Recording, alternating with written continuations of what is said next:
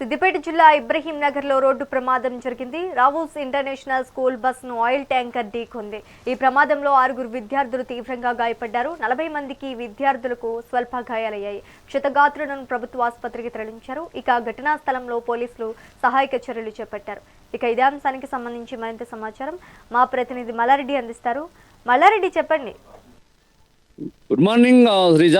School బస్సును cement lorry ఢీకొట్టిన ఘటన సిద్దిపేట జిల్లా చిన్నకోడూరు మండలం ఇబ్రహీం నగర్ లో చోటు చేసుకుంది.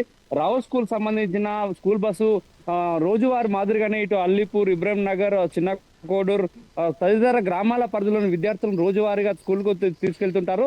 ఈ రోజు ఉదయం 7 గంటలకు కరీంనగర్ నుండి హైదరాబాద్ వెళ్తున్న సిమెంట్ లారీ రావు స్కూల్ బస్సును ఢీకొట్టింది. ఢీకొట్టిన ఘటనలో మొత్తం స్కూల్ బస్సులో 40 మంది విద్యార్థులు ఉన్నారు. అందులో ఒక 6గురికి తీవ్ర గాయాలయ్యాయి. మిగతా వారి అందరికీ కూడా స్వల్ప గాయాలయ్యాయి.